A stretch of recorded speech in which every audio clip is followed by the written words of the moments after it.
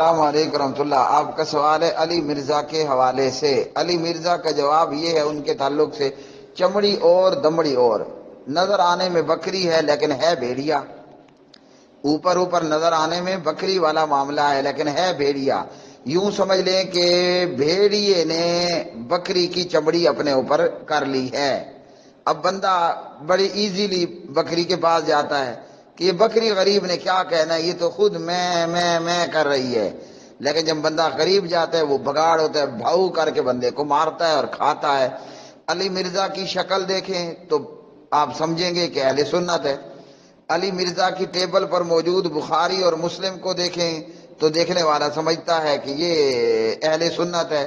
بلکہ علی مرزا کی گفتگو سے بعض لوگوں نے بہت سے لوگوں نے سمجھا، اہل حدیث بھائیوں نے بھی سمجھا، دیوبندی بھائیوں نے بھی سمجھا کہ علی مرزا اہل حدیث ہے، مگر وہ اہل حدیث نہیں ہے۔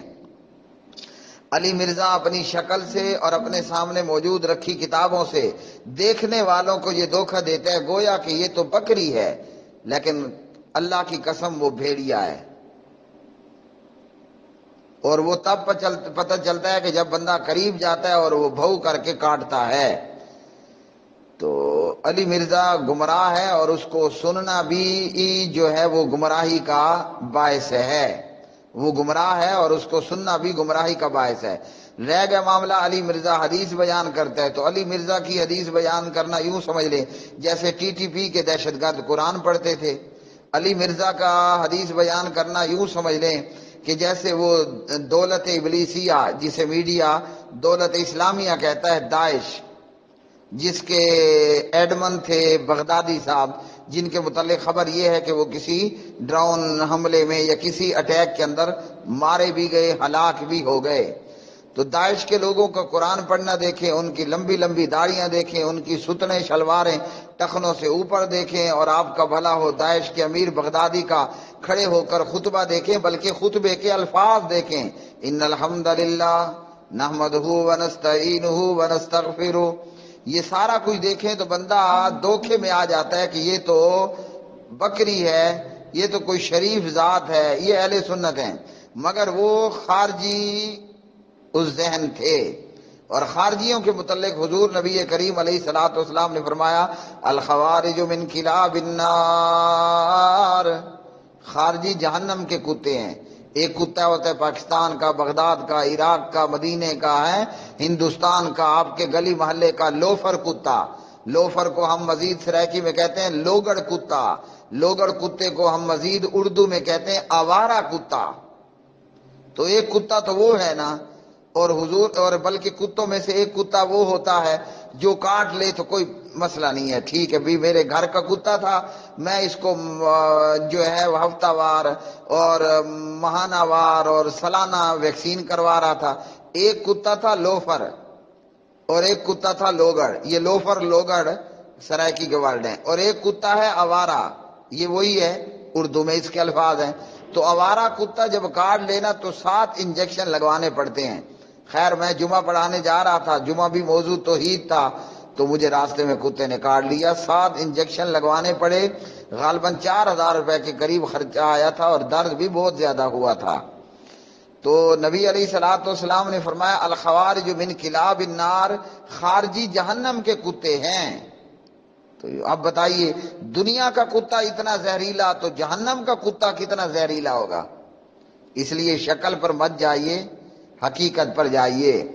قرآن اور حدیث بیان کرنے کو تو بہت سے لوگ کر جاتے ہیں، بلکہ ایک جگہ پر تو امریکی روسی صدر پیوٹن نے بھی کہیں قرآن کی آیت غالباً پڑھی یا اس کا حوالہ دیا خود مسلمانوں کو۔ تو حضرت علی رضی اللہ تعالی عنہ کا ایک قول ہے مشہور، بات درست ہے مگر مراد باطل ہے، جو کہہ رہا ہے وہ تو درست ہے، مراد باطل ہے۔ علی مرزا پڑھنے کو قرآن پڑھتا ہے، حدیث پڑھتا ہے، لیکن کرتا کیا ہے؟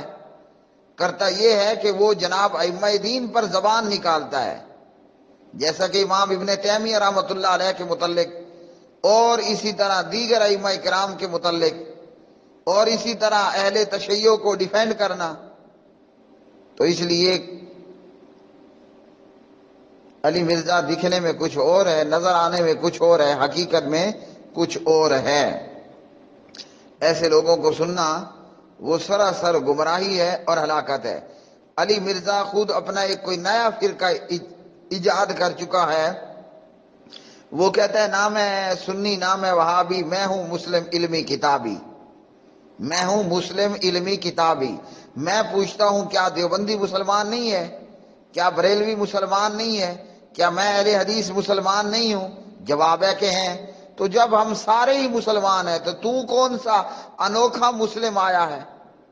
یا تو یہ کہو کہ جناب یہ باقی حضرات کافر ہیں، جبکہ دیوبندی بھی مسلمان، بریلوی بھی مسلمان، میں اہل حدیث بھی مسلمان انشاءاللہ۔ تو یہ کون سا مسلمان ہے کہ میں مسلم علمی کتابی؟ اور بندہ پوچھے دیوبندیوں کے پاس، بریلویوں کے پاس، اہل حدیث کے پاس کیا قرآن اور کتاب نہیں ہے؟ جواب ہے کہ ہے۔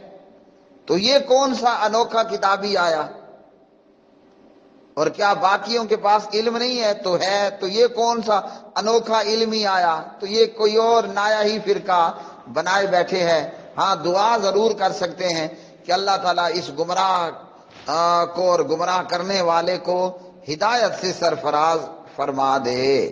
باقی اس کو سننا سراسر ہلاکت ہے، بلکہ وہ آپ اس پر یہ کہہ دیں کہ آ بیل مجھے مار، آ بیل مجھے مار۔